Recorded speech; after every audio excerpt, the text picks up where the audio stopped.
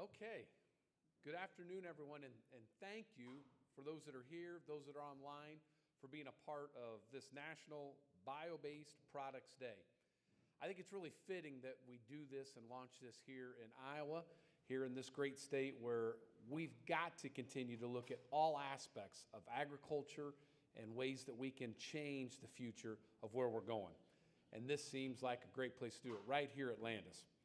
I am Matt Carstens, the president and CEO of Landis, and I'm happy to have you all here as a part of this, both online and here in our Innovation Connector. For those who don't know, Landis is a farmer-owned cooperative. We have 5,500 farmers that own our cooperative, and we're proud of that farmer-centric approach that we take every day. But what probably makes Landis even more unique is three things. One is our passion to rural. Two is the employees that really share that passion of our farmers and those rural communities. And last is that we're really becoming known for our innovation and our commitment to sustainability. I think that fits what we're here to talk about today, because this is an exciting journey. We all know agriculture can no longer rest on its laurels of its past. We've got to look forward. We've got to change the landscape. You see it today in the farmer prices and the things that our farmers are experiencing. You see it in the communities that we serve, both urban and rural, and not just here in this state, but across our country and across the globe. So now is a great time for us to be having these discussions, talking about things from a different level and where we need to go. I want to also say, before I transition the stage, a thank you to all of you, but particularly USDA, the Iowa Department of Ag, and all of the leaders across Iowa. It's everyone in that group that makes something like this happen. The creativity, the willingness to try something different. And that's been missing in agriculture. And I really believe that. We talk about it here at Landis every single day. We've got to think different. We've got to push the boundaries. And it takes everyone involved, from USDA, Iowa, all aspects of Iowa government, and leaders like all of you. So a big thank you for taking the time out of your schedules to be a part of something that now has become a tradition here in Iowa and here at the Landis headquarters, and talking about National Bio-Based Products Day. I also want to highlight Corn Board. They got us involved in this, and what a great example of a company like that, up where my wife is from, up in what she says is God's country, which to her is early. I'm not sure how accurate that is, but from our farmer standpoint, I'm not promoting that, okay? But absolutely a great business up there, and we really appreciate them getting us involved many years ago. So today you're going to hear from a number of leaders in across this space, particularly here in Iowa.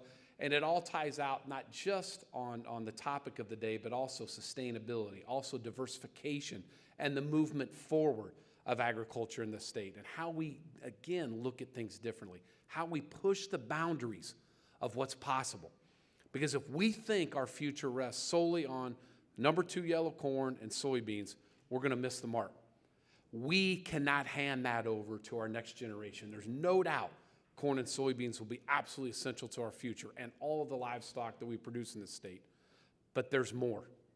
There's more that we all have to do, government-wise, leadership-wise, community-wise. So what a great way to continue that movement forward in this celebration here today. I also like to say this afternoon, we're happy to honor the legacy of one of the best leaders that there has been in agriculture, which was Bill Northey. And Bill means a lot to me, as I know he does for many of you. But Bill spent a little over a year on our board as an advisor when he stepped away from the USDA on the national stage.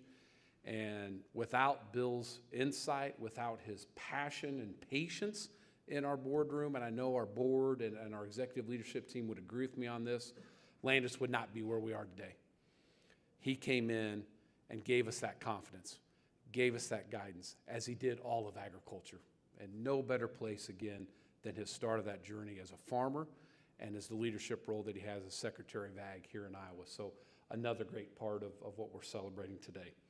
So at this time, it is truly my pleasure to turn the stage over to somebody who knows a lot more about life in Iowa and the work that needs to be done here than our Vice President of Government Affairs here at Landis, Elizabeth Burns-Thompson. She joined our company right at about 3 months ago. Would that be right, Elizabeth? And it's been great to have her. Our farmer owners are going to see the value of our work in promoting what agriculture needs to be from the cooperative directly to government, both state and federal, and are working other things like the foundation here at Landis and how we engage with communities and other key topics. So with no further ado, Miss Elizabeth Burns-Thompson.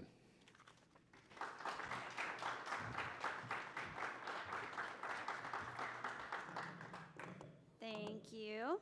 And while the microphone might not have been his height, I think we did make it EBT height. So thank you for that.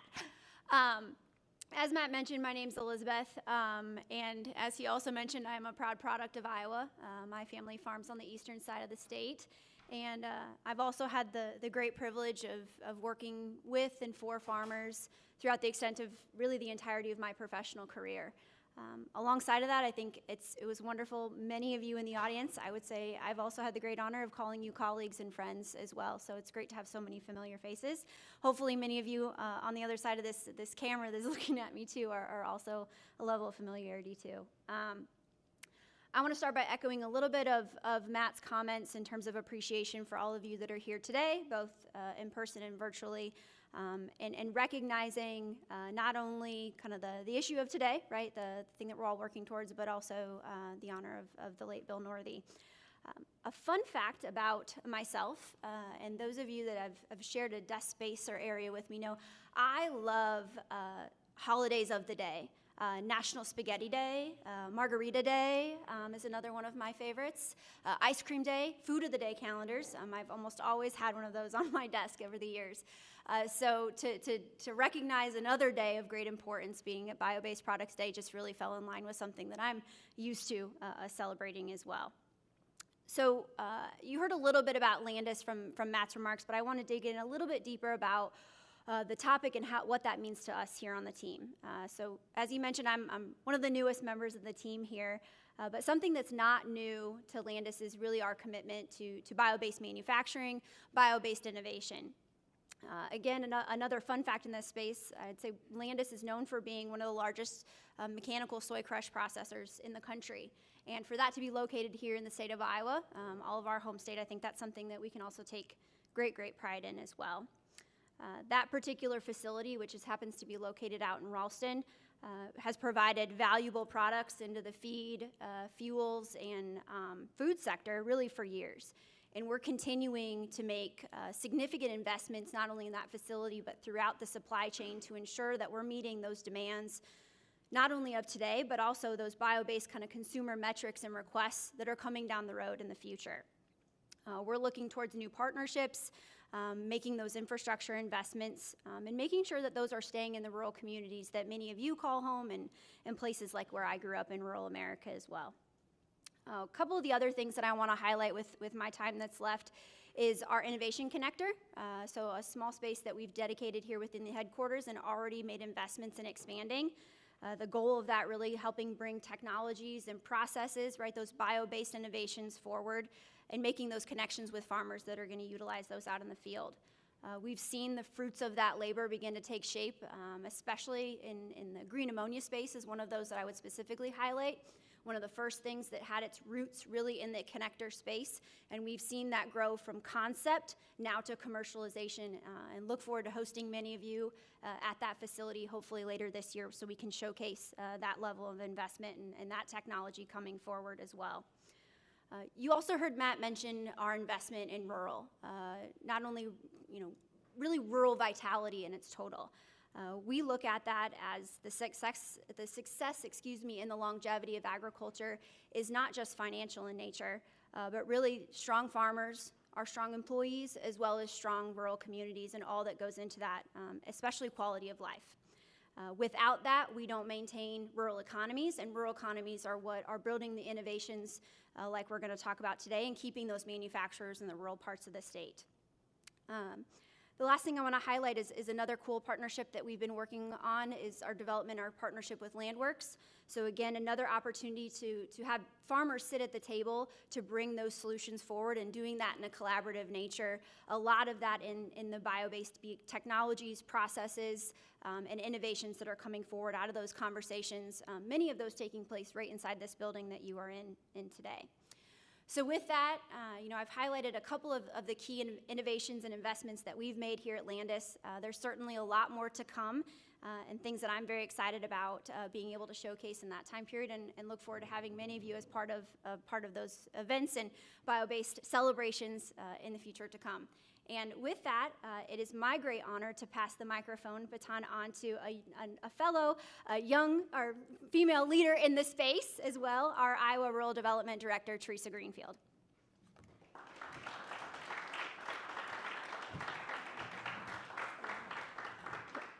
Thank you, Elizabeth and Matt. You can keep going on about the young thing if you'd like. I like that. Well, thank you, Landis, for hosting us all here today, and again last year for our Bio-Based Product Day. I'm really happy to be here to celebrate with all of you. As Elizabeth mentioned, I am the State Director for USDA Rural Development, and what we do is invest in rural communities and small businesses and producers with loans and grants and technical assistance. We've got about 70 programs, so if you've got an idea for your community or your business, please give us a call. I was appointed by President Biden, and probably one of the things I'm most excited about is the opportunity to bring his Invest in America agenda home to Iowa.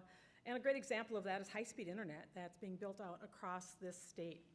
Now, this day, though, is all about the bioeconomy, and we're working together to improve sustainability, reduce our reliance on petroleum, create jobs, and benefit our rural community.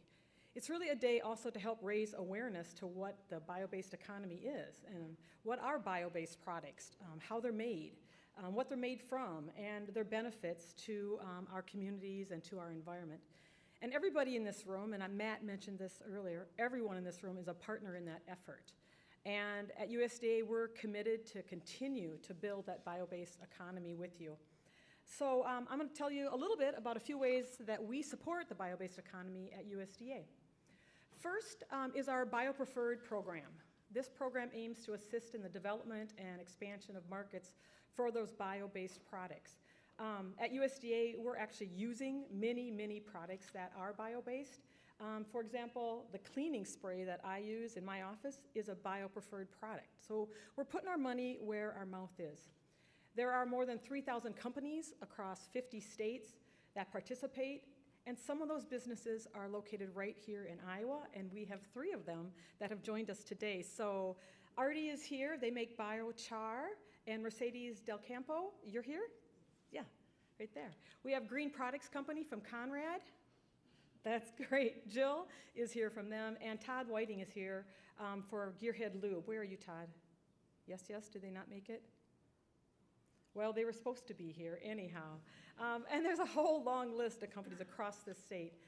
Take time to get to know some of these companies and use their products in your business and in your communities too. Next, we also released a report today regarding the economic impact of the bio-based products and their history. And there's really great news. The bio-based industry contributes about $470 billion to U.S. economy and about 4.6 million jobs. And in Iowa, the biofuels industry alone supports 57,000 jobs. I don't mean to steal your thunder, Monty, but it's good thunder. What we know is our bio-based economy is big, it's getting bigger, consumers are demanding it, and Iowa is delivering it. And finally, I think we're really at a pivotal and exciting time for rural America.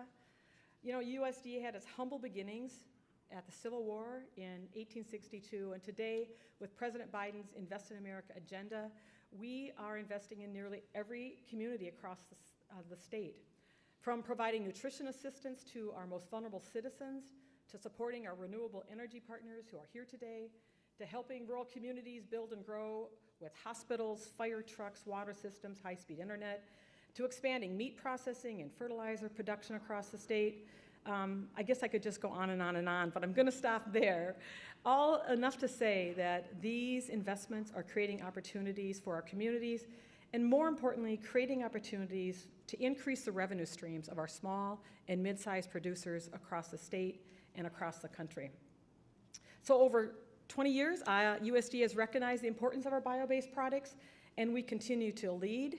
We're going to continue to invest, and we're going to continue to partner with all of you. And it's a pleasure to be here and provide a few remarks. So up next, well, wait a second, before I go up next, can we just say go Hawks, everybody? Tonight's a big game. Up next is Matt Russell.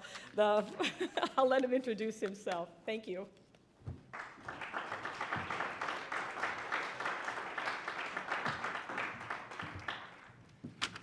All right, yes, Matt Russell, I'm the State Executive Director for the Farm Service Agency. And I want to thank Landis and everybody that was involved in making this possible today and worked on it. It is really great to be here. I want to start with making a few comments about Secretary Bill Northey. I first met Bill on the campaign trail. I was volunteering for Denise O'Brien, his opponent.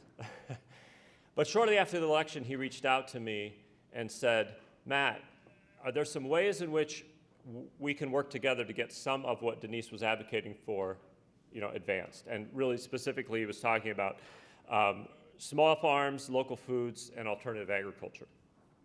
On one of those occasions, working together on those efforts, I thought he might have some ideas about how iDolls could help support a new project at Lutheran Services in Iowa. And so I contacted Bill and said, thought he could connect them with iDolls, which he did, but he also connected them with his church and their land, and then he made a personal commitment to help Lutheran Services grow their Global Greens project. And he was a keynote at their first fundraiser lunch, and in that keynote, he was talking about the generations of new Iowans that over the decades had shaped Iowa agriculture, and then he invited those very recent new Iowans, those former refugees, he invited them to see themselves as part of the great tradition of Iowa agriculture. After he'd been named to be Undersecretary for Farm Programs, or Farm Production and Conservation, I met with him to follow up on some research that I've been doing at Drake about empowering farmers around climate solutions. And so this was 2017, and that was back when there was still a great deal of skepticism in agriculture about climate change. So I kind of thought, well, how much do I talk about this? So I laid it all out for him, and then as he was preparing to head off to Washington, D.C., he looked at me and he simply asked, where do you think the opportunities might be in our existing programs, that'd be the USDA programs, the opportunities in our existing programs where we can use to help farmers to lead in these solutions? And whether it was small farms or local foods or commodity farms, specialty crops, livestock operations, new opportunities like ecosystem services, or in this case, bio-based products, the question for Bill was always this: how do we help farmers lead? And that brings us to today, the second annual Bio-Based Products Day. Secretary Northey did such an amazing job of building bridges across all of agriculture, inviting people into solutions, and believing in the power of farmers and ranchers. And we are on the cusp of another great agricultural revolution, and Iowa is in the center of that revolution. Now, I'm a fifth-generation Iowa farmer. I'll admit I might be a little biased. However, there is a lot of truth in the role Iowa farmers are playing in the next generation and the next agricultural revolution. In the coming decades, we are going to continue to shift from using the power of fossil fuels to force nature in our agricultural systems. We are going to shift to a future where our agricultural systems are partnering with nature. And today, we're specifically celebrating a shift away from digging up, drilling for, or otherwise using fossil carbons to growing the carbons that we need for energy and for building things. I'm proud to be part of the Biden-Harris administration. We're making historic investments, empowering farmers to lead. I won't go into the entire whiteboard presentation that Secretary Vilsack has been giving around the country. Lots of you have probably seen it. In fact, last year he did it right here in this room. I think it was this room. But here's the summary. We are investing in farmers and ranchers, in entrepreneurs, in researchers, and in community leaders to shape new revenue streams to help grow American agriculture from the bottom up and the middle out. There are no better examples of these opportunities than the opportunities for farmers in Iowa to grow them on our farms. Over the past 3 years, through congressional actions, executive orders, and creative leadership at USDA, like the Partnership for Climate Smart Commodities, America has been making truly revolutionary investments in farmers and ranchers, agricultural entrepreneurs like those here in the room, researchers, and communities that are fueling the kind of agriculture that we need and that we can do here in Iowa. So thank you very much.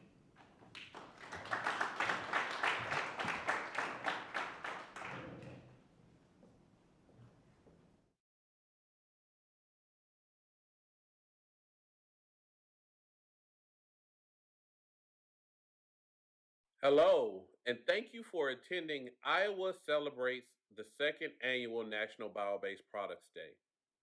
I want to take a moment to thank Mr. Tim Howell for putting together such a great event.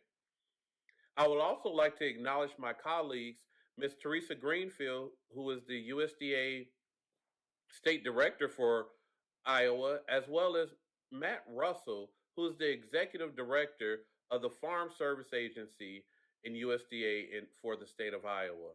Thank you for being in attendance. We want to take a moment to recognize that today is the second annual National Biobased Products Day. And as I sit here recording this video, I'm truly humbled and amazed. I'm humbled that we have seen such a huge draw to this most important day. This day truly marks a huge milestone in the federal government's commitment to the environment and the bioeconomy. While the Biobased Markets Program, or more commonly the BioPreferred Program, has been active for over 2 decades, we have seen a marked increase in the program participation over the past few years. This day was created to raise awareness of the importance and value of bio-based products in the bioeconomy. Organizations all around the country and even some international groups are recognizing this day. As we know, the bio-based economy is strong and contributes to rural economies everywhere and impacts every state in the nation. And it has a significant impact right here in Iowa. No doubt you've heard a lot about bio-based products in the bioeconomy today from a number of our speakers. We hope that you also heard mention of the BioPreferred program. So instead of talking about these topics, I wanted to take a few moments just to talk about or make you aware of the opportunities that USDA Rural Development has to assist organizations in the development and expansion of bio-based products. These include grants such as our Value-Added Producer Grant, which aims at generating new products and creating and expanding market opportunities for the grantee, as well as our Rural Energy for America program, which looks at updating equipment and systems to be more energy efficient. If you have interest in any of these programs or some of our other programs, including our Business and Industry Loan Program or some other funding opportunities, we encourage you to look at www.rd.usda.gov and look under the title Business Programs.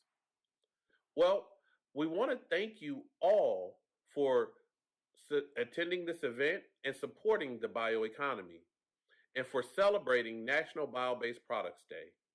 On behalf of everyone at USDA Rural Development and the BioPreferred program, We look forward to more great developments in the coming year.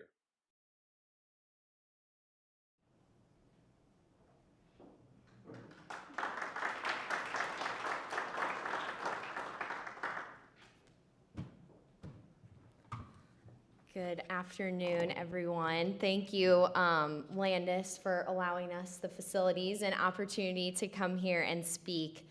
My name is Rebecca Aronson. I am the Market Development Manager at Iowa Corn. Just 4 months in, but super excited to be with our corn growers and have the opportunity to advocate and be with them every single day. This especially hits home. I am a farm girl. I grew up on a century-old farm in eastern Iowa in rural Jones County. And my brother, my parents, both all farm there full-time. And it's really opened my eyes in this market development manager role to be able to advocate especially for them and to unlock those new markets with what we do at Iowa Corn. So at Iowa Corn, we obviously work in market development, education, research, and promotion, and specifically on the bio-based product side.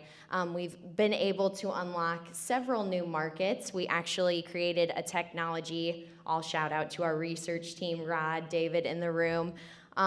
It's MEG technology, so essentially it's a petroleum-based product, or it used to be a petroleum-based chemical that now we can derive through corn, and they were able to utilize and sell that technology to an engineering firm to further enhance our ability to use corn products in that way.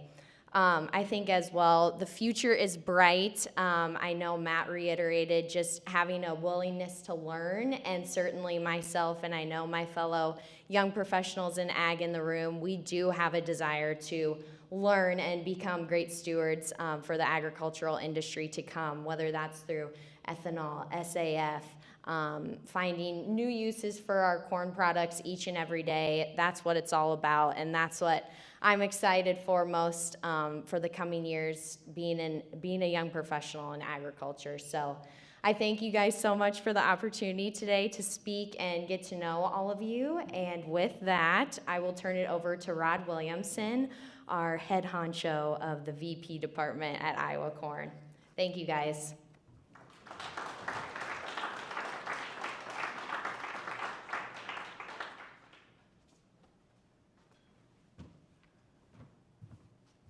Thanks, Becca. Really great to be here. Thanks, Landis, for inviting us and hosting this today. I want to just tell you 2 stories. The first story I want to talk about was how ethanol blended fuels got introduced to the market. It was the late 70s. Iran had just taken several Americans hostage. President Jimmy Carter just put an embargo on oil coming from Iran imported into the United States. And the lines at the gas station were long. The price of gas went up significantly, even if you could even get it. So there were 5 farmers who were involved in the Iowa Corn Promotion Board who went to 5 co-op gas stations throughout the state.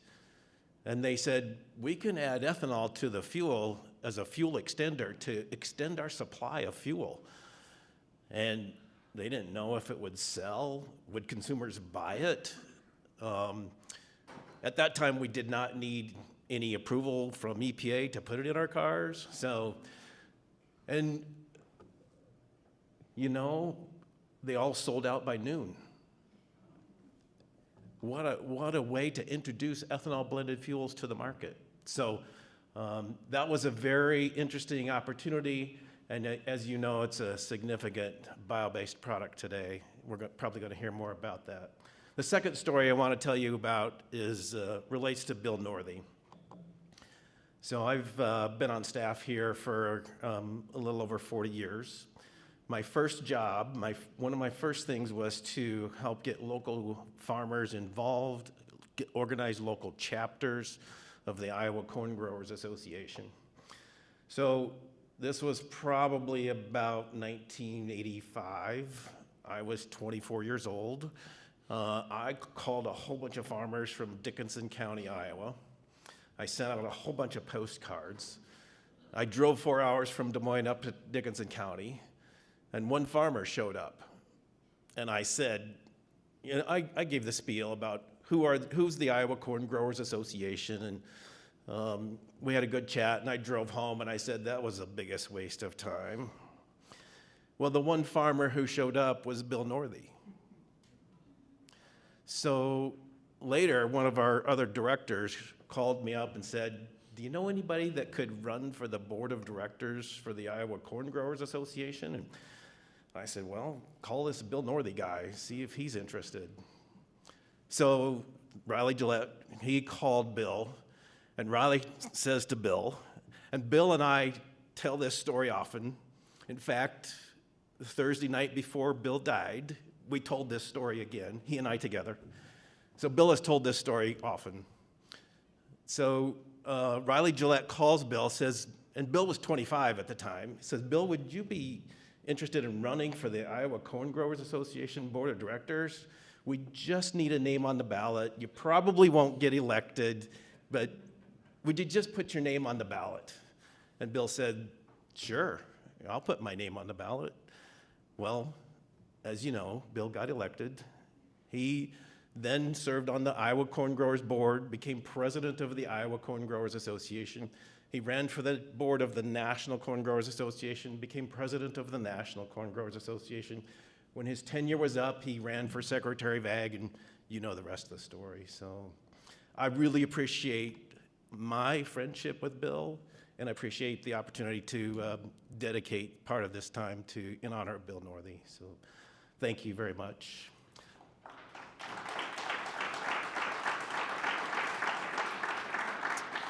So next, I'm going to introduce a really good friend of mine and our current Deputy Secretary of Agriculture, Mr. Grant Menke. Welcome, Grant.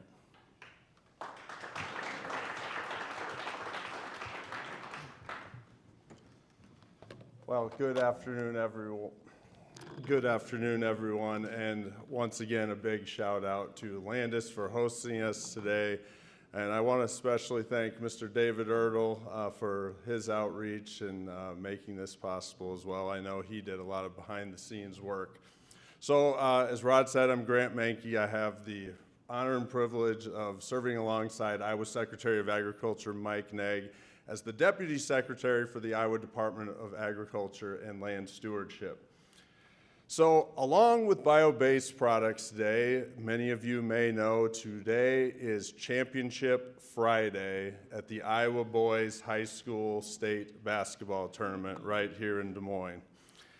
My older brother, Kyle Menke, is the head coach at Lake Mills, and he had the privilege of leading his Bulldog team to the state tournament for the 4th time in 5 years. However, his team's journey ended a bit short on Wednesday night as they suffered a heartbreaking 59-57 loss at the hands of Marquette Catholic out of Bellevue. So reflecting on that game afterwards, honestly, the experience made me think about Biobased Products Day. So bear with me here, bear with me, and it wasn't just because of David's repeated reminders. I was thinking about this, so just let me go into a brief analogy. So in basketball, you build a program from the ground up. You start a program from elementary school. You put the best team on the floor you possibly can. You prepare the best you can. You strategize, you form a game plan, and you execute to the very, very best of your ability. And ultimately, if you're fortunate enough to qualify for the state basketball tournament, you continue to focus on the fundamentals. You put your effort and concentration into playing to your potential to be the best you possibly can be, and then you leave it all out there on the court in pursuit of victory. What you don't want to happen is to get to the state tournament, to lose, and then to second guess yourself, looking back because of a poor strategy, a lack of preparation, or missed opportunities. So, here in Iowa, our bio-based products journey has qualified for the state tournament. We have the best talent with our companies, our partnerships, and our leaders. We have the best playing field. We've got a home court advantage with our great land and our soil. And we've got the best natural gifts and abilities with our feedstocks, our processing, our infrastructure, our ingenuity, our sustainability, and our innovation. Now, we need to tighten up the game plan and execute in terms of our strategy, our policy, and our collective efforts. We cannot allow ourselves to fail based on short-sightedness or missed opportunities. We must succeed. The future of agriculture, our rural communities, our people, and the state of Iowa as a whole depend on it. So let's go out there and win this thing together, okay? As I was sitting there on March 6th, after my brother's team went down in defeat, I got one of those reminders on my phone. 6 years ago, I'm like, oh, what's this gonna be? Well, 6 years ago was March 6, 2018, when down at the state fairgrounds, Secretary of Agriculture Bill Northey was sworn in at the Knapp Animal Learning Center as the very first USDA Undersecretary for Farm Production and Conservation. That was a great moment, a huge victory for the state of Iowa and a capstone on Bill's wonderful leadership. He led this Department of Agriculture at one of the most prosperous times in U.S. agriculture history and for the state of Iowa, led by the biofuels revolution. And what better way for us to honor his legacy than to continue the next steps with our bio-based economy. So now I will let my boss, Secretary Negg, put an even finer point on the importance of bio-based products today and of the future of this great industry in the state of Iowa. Thank you.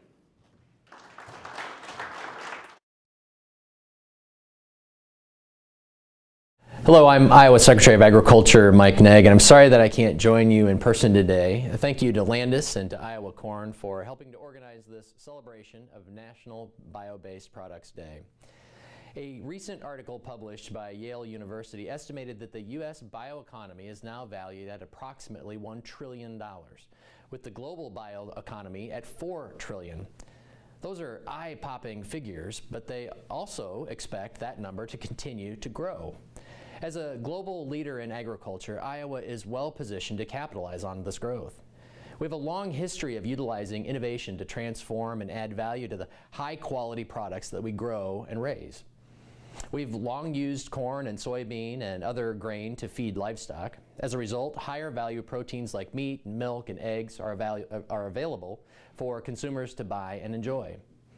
But we've also led the nation and the world at creating renewable fuels like ethanol and biodiesel, and soon renewable diesel and sustainable aviation fuel from these same commodities. We should all look at a bushel of corn and a bushel of soybeans as the equivalent of a barrel of oil. At its core, a basic raw material. There are a number of bio-based chemicals and materials that can be produced, and in fact, there already are thousands of them in use today by consumers. As more products are developed and existing products find larger markets, we'll be able to capture even more value from our commodities. That in turn leads to more Iowa investment, Iowa jobs, and Iowa businesses that build thriving Iowa communities of all sizes. Good schools, low costs of living, quality of life amenities that families want. All across our state, families and communities benefit from this growing bioeconomy. Yet this kind of innovation doesn't just happen by accident. We've been blessed with leaders who have had the vision to look ahead, to see the potential, to take the next step, to ensure that future generations can benefit. One of those leaders who was a giant in Iowa agriculture that we recently lost far too soon is former Secretary of Agriculture Bill Northey. His passing last month was shocking and incredibly sad. He was a friend and a mentor to many, including me. He was a humble and hardworking, passionate and tireless advocate for agriculture. He loved our great state and our agriculture. And I believe that Secretary Northey's greatest legacy is the positive impact he had on others. Bill was a smart and an intensely curious man. He was always interested in people and their ideas. There are countless stories about him taking time to talk to and listen to anyone, everyone. He took time. He showed up for others. And how lucky are we to have known such a man? And as we remember Bill and his impact, it's incumbent upon us to take that same approach going forward. Let's be curious. Let's listen to others and ideas. Let's ask questions. Let's look towards the future. With that kind of approach, we can and we will build an even stronger bioeconomy for the future. Thank you again for being here. Thank you for what you do to contribute to this growth. I'm eager to work with you to build an even stronger Iowa together. Thank you.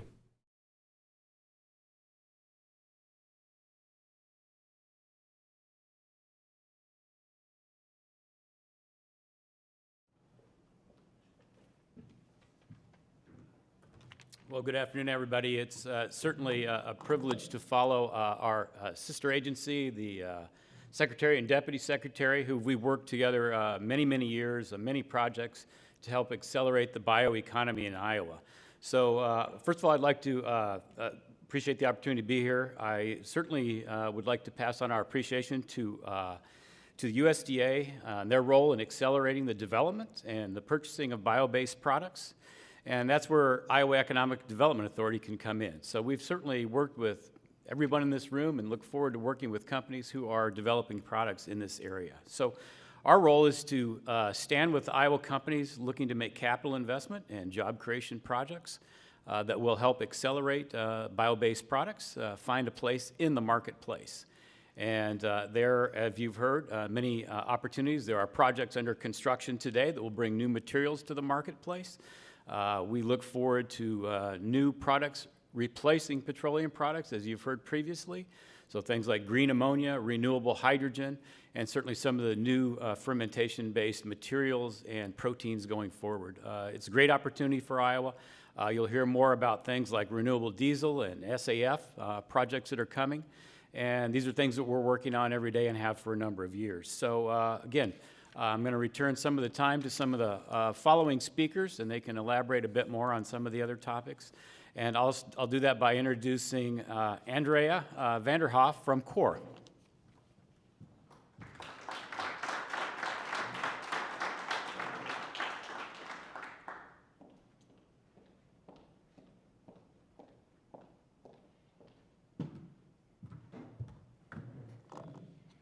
Thank you for the opportunity today to talk a little bit about Qore, but also about our new product, Qore. I'm Andrea Vanderhoff. I am the Director of Technology and Sustainability for Qore.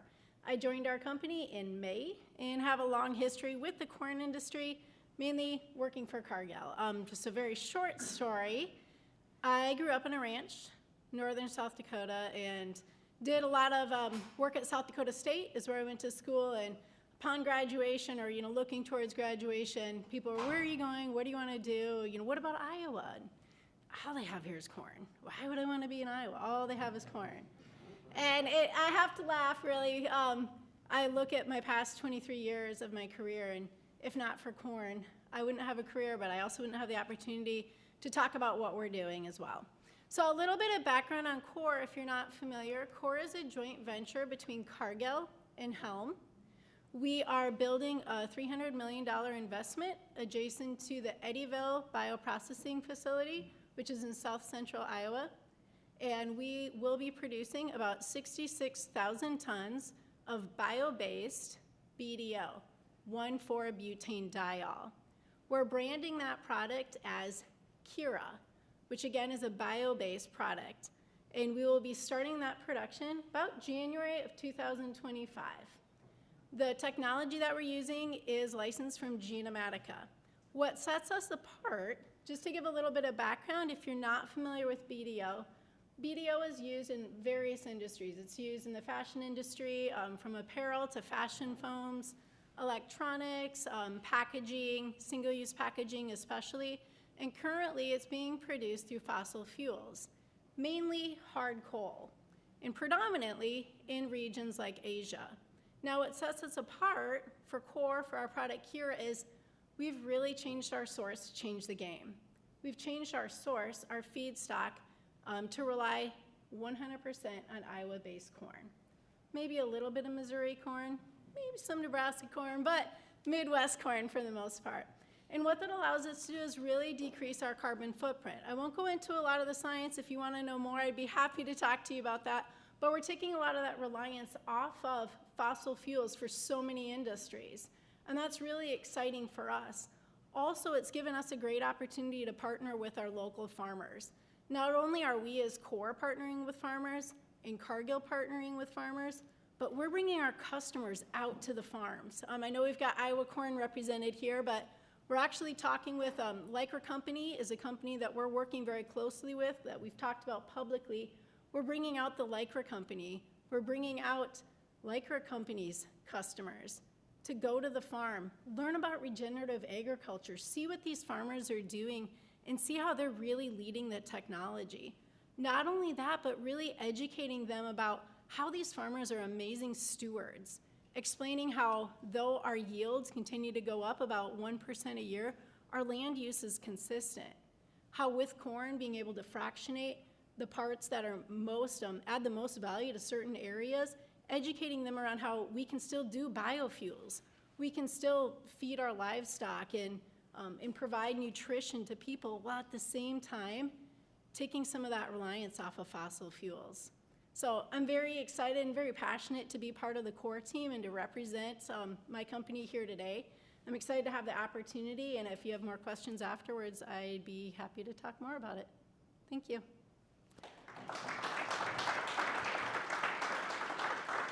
With that, I introduce Monty Shaw.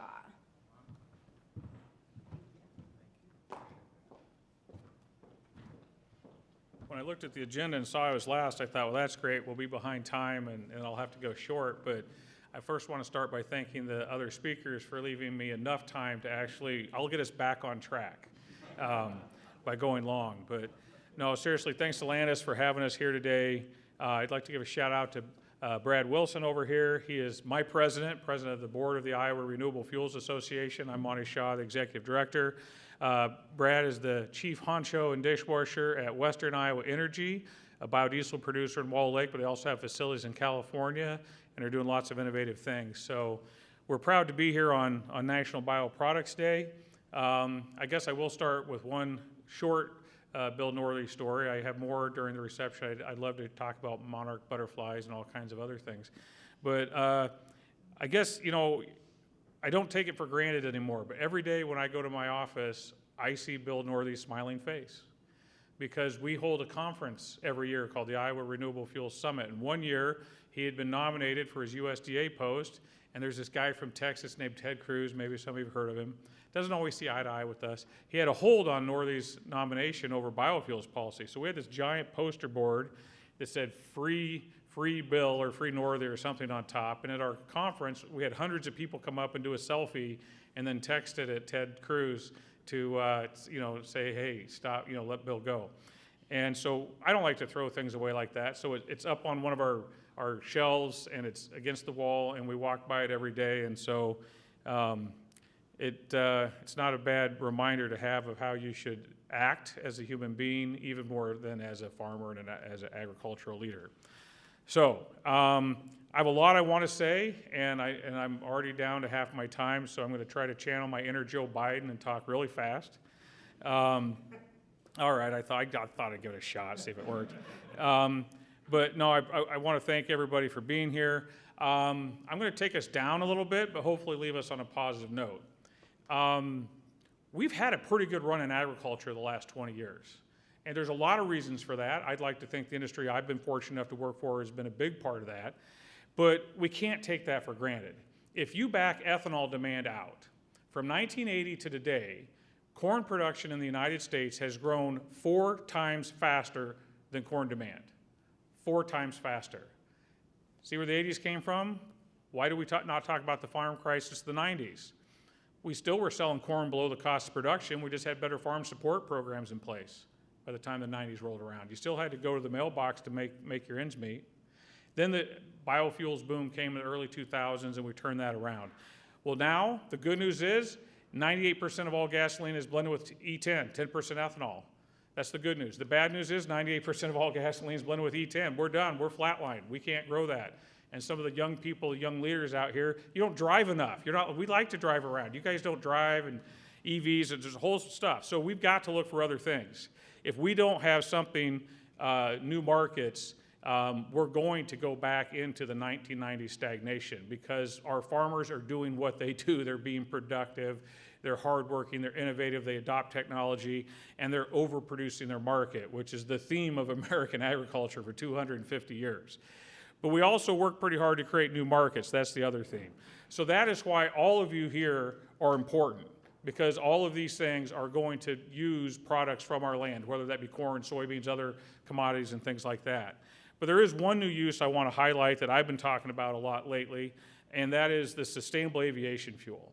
This is potentially a 35 billion gallon a year market. Remember, ethanol today is about a 14 billion gallon a year market domestically, 35 billion gallons. It would literally chew up more corn than we could produce, because we won't be able to produce enough corn to satisfy the whole market. There will be other products, from soybeans to animal fats to other types of biomass and other types of things that they can do. But sustainable aviation fuel from corn ethanol is very attractive. We have the first plant's up and running. It's here. It's now. It's real. It's not pixie dust. But we have a challenge, and that challenge is right now today, U.S. corn ethanol does not qualify. It does not qualify, because even though it's half the carbon intensity of petroleum fuels, it's still not low enough to be processed into sustainable aviation fuel and meet the carbon metrics. So what do? Are we just out? Brazil has 9 billion gallons of ethanol that would qualify as a feedstock for sustainable aviation fuel. In the United States, we have less than 200 million. What is the key? There's much we can do. Some of that will be on the farm, depends a little bit on the rules, rules that our federal friends roll out. If USDA was rolling out those rules, I'd feel a lot better, but it's our friends at the IRS, so we'll have to see how those go, but we need to have farmer inputs done. There's things we can do to reduce and change out fossil use at the plants, but there's one single thing we can do that will unlock the SAF market for U.S. corn ethanol, and that's carbon capture and sequestration. And that's why our industry has been so passionate about this right now. Carbon capture and sequestration cuts the carbon intensity of U.S. corn ethanol by more than half. That one single thing, even if all those other things don't come to fruition, that one single thing puts U.S. corn ethanol in the game. It makes it eligible to be a SAF feedstock. And we're talking about a market that can pull in billions of gallons. We're talking about a market that can literally power the rural economy for the next 20 to 30 years. We've had a pretty good run. We can have another run just as big, if not longer, if the SAF market, the sustainable aviation market, comes to fruition. Now, I'll also say, in this room, I'm probably in maybe a little friendlier crowd than some places in rural Iowa when I talk about low carbon. I talk to people who think reducing carbon is important to the survival of the human race. I talk to people who think that it's a scam by government to control our lives. So the last message I want to leave you with is, it doesn't matter. It's not politics, it's markets. Every major airline has come to Iowa and asked us to make lower carbon ethanol so that they can turn it into sustainable aviation fuel and put it in their planes. Our customers are asking for sustainable aviation fuel. They are asking us to reduce the carbon score of our ethanol and our corn so that we can get into that game. So you can have your personal opinions, and my board does, and sometimes over beer they share them. But at the end of the day, it doesn't matter what your personal views are, and to view this through a political lens. If we want to create products we want to create products that our customers want. And the biggest new market out there today is sustainable aviation fuel.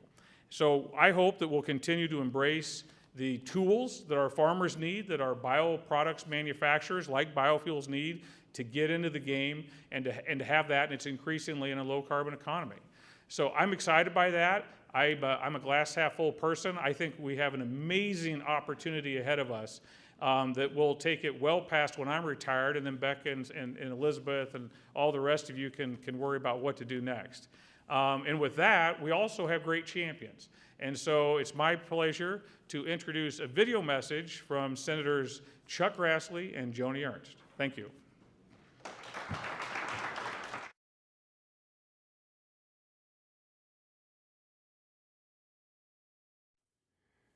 Before I begin, I'd like to take a moment to recognize my friend Bill Northey. As you all know, Bill was Iowa's former agriculture secretary, and in that position, a fierce advocate for the family farmer. His commitment to Iowa agriculture, especially biofuels and conservation, was unmatched. While we mourn Bill's passing, I know his contributions will live on through Iowa ag producers' innovation and their very hard work. As a farmer, I understand the value of creating new markets for corn and soybeans. Increasing bio-based opportunities for Iowans is a coordinated effort across all levels of government. Iowa's representatives in Washington constantly keep our state's biofuel producers in mind. Now, just last week, the Iowa congressional delegation urged President Biden to preserve access to E15 this summer. Year-round nationwide E15 implementation can't come soon enough.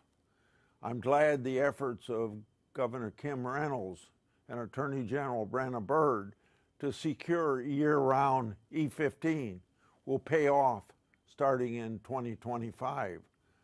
Now, I'll continue to push the Biden administration to fill the gap for E15 this summer, 2024. One bill I'd like to highlight today is my bipartisan Biocharge Research Network Act. The legislation calls for a study on biochar to determine its effectiveness for crop production and climate mitigation.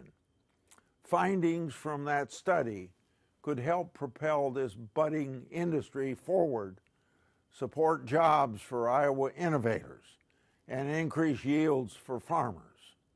Finally, I'd be very remiss if I didn't acknowledge biofuels' contribution to U.S. energy security. When Iowa farmers and retailers work together to produce and sell biofuels, it strengthens our national security by reducing our reliance on energy imports. So I'm very proud of the work you all do to keep Iowa leading this nation in bio-based production. I'll keep pushing bio-based priorities at the policy-making tables here in Washington. In the meantime, don't hesitate to reach out for assistance or to share your views on the issues that matter to you. My door is always open, and I want to thank you for this opportunity to address you.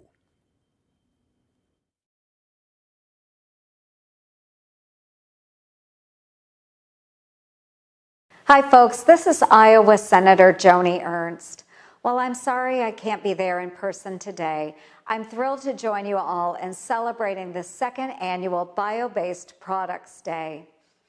In Iowa, we see the many ways bio-based products add value to our rural communities and businesses every day. As a top producer of corn and soybeans, our state is uniquely positioned to be a leader in this field, specifically by turning plant-based feedstocks into a wide spectrum of everyday products. I've seen firsthand how our producers reap the benefits of this innovation while doing their part to feed and fuel our world. That's why, as your senator, I am proud to support your meaningful work in the halls of Congress with my Biomanufacturing and Jobs Act as just one example. Working alongside Senator Amy Klobuchar of Minnesota, Our bipartisan legislation would strengthen the USDA's bio-preferred program, diversify markets for our farmers, and bring home good-paying manufacturing jobs. As we celebrate the innovation and possibilities bio-based products offer our agricultural community, it seems fitting to recognize another Iowan who knew what it meant to support our farmers, Bill Northey. To put it simply, Bill dedicated his life to Iowa agriculture. He helped establish Iowa as a national leader on key initiatives, including renewable fuels and the nutrient reduction strategy. During his remarkable career, he wore numerous hats as a farmer, an advocate for key agriculture organizations, Iowa's Secretary of Agriculture, and Undersecretary at the USDA. I worked with Bill closely during my time in both the Iowa Senate and in the U.S. Senate on the issues that matter most to our farmers. More than that, I was honored to count him as a friend. He represented the best of what it means to be an Iowan and always remained connected to his family farm and roots in Dickinson County. Bill is greatly missed already and leaves behind a legacy of unparalleled passion for Iowa agriculture. Thank you for allowing me to share a few words about my colleague and friend to Iowa agriculture, and for your work ensuring our state leads the way when it comes to bio-based products. Take care, and God bless.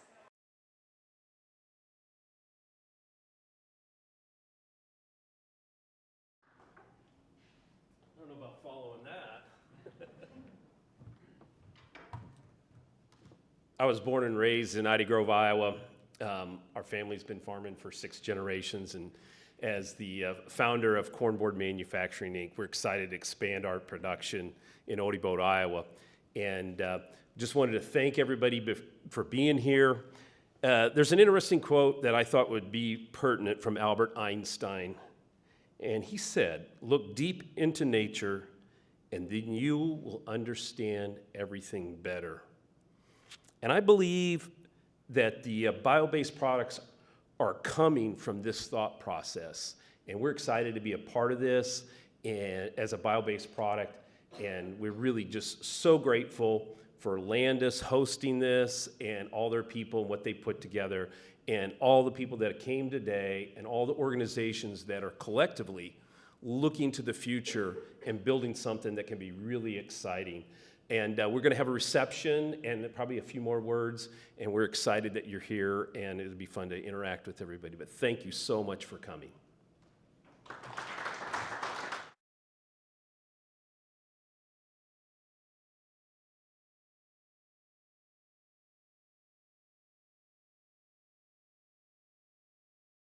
Across the table from us and those that are attending online, a couple more housekeeping things that I wanted to draw attention to. If we have any media that are here today, I'm volunteering our speakers to stick around, and we'll have that availability. Those that are attending online, if you do have follow-up questions, please feel free to reach out to press@landis.ag, and we'll be happy to get those questions and comments kind of filtered through to the appropriate channels. We also will have another small dedication with the Northey family happening in about 20 minutes or so. So I do hope that those of you here that are in the room can stick around for that when Cindy and the other members of the family arrive around 2:30. To help bridge that gap, I'm sure many of you know each other and would like to visit some more. We hope that you'll stick around and visit. If not, we also have snacks. So if you don't want to visit, at least have some snacks. And we'll also have some beverages here available as well. The snacks, I'm getting the cue, are just showing up. So maybe visit first, snack second. And with that, I really do appreciate you coming on behalf of Landis. I think this was a wonderful event. So thank you to our guests, our speakers, and everyone that tuned in today. Cheers to put this on your calendar for same time next year.